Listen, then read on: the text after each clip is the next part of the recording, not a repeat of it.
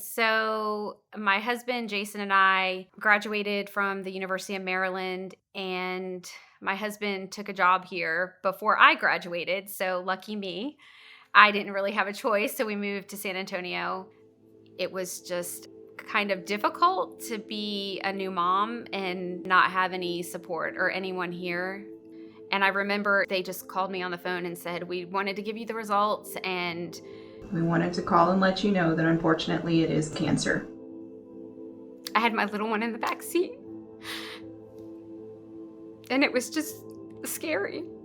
I called my mom and I just said, it's cancer. And she was trying to calm me down, like, it's going to be okay. It's going to be okay. And, my kids depend on me, my husband, my parents, my brothers, and I just felt this huge weight of letting them down.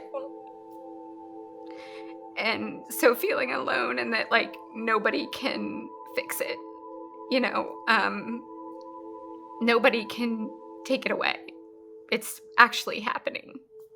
I was convinced that I was going to die.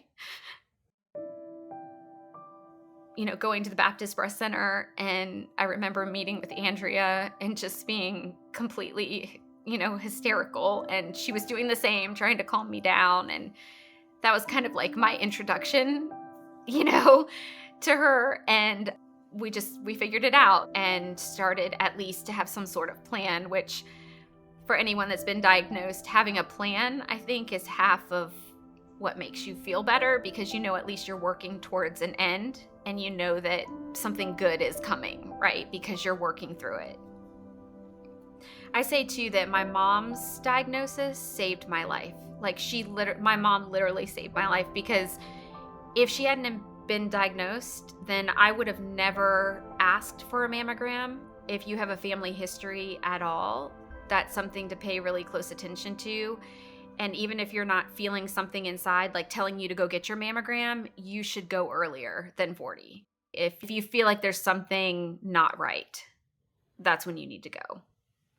I was doing laundry one day and I didn't feel good. Again, the little one at the time, he was 4, and I took this picture. It was after one of my treatments, and I was just tired and I was nauseous a lot. And he took the towels out of the dryer and he folded them for me. And I took this picture because I was like, I never want to forget this moment. They're sideways towels. They're not folded properly. Just it looked like a 4-year-old had folded them. But it was the sweetest thing. I was so proud of him for seeing, and noticing that I didn't feel well and I needed help. So I definitely think it made a big impact on the kids. I can't say I'm happy that I was diagnosed with breast cancer. That's really odd to say, but it's almost in a way, it's a terrible thing, but it happened and a lot of good came out of it. There was an older priest at our church, and I can remember this one Sunday, he came up to me after church after I had finished all my treatment, and he told me, you just remember that there is a reason why you're here. There's a reason why you had cancer. There's a reason. And that always stuck with me. I just feel like it's my mission to kind of be there for people, and I'm going to do all that I can while I am here.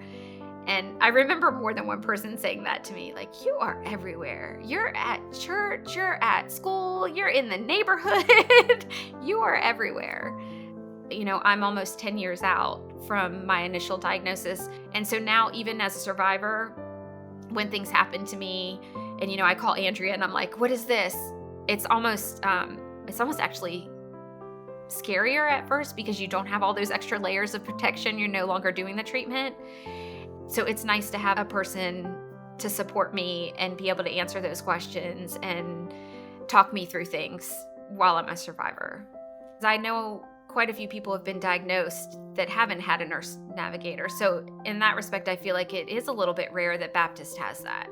And not only has Andrea, but has someone that good, right? I mean, there's not a bunch of Andreas running around at different places. There's only one.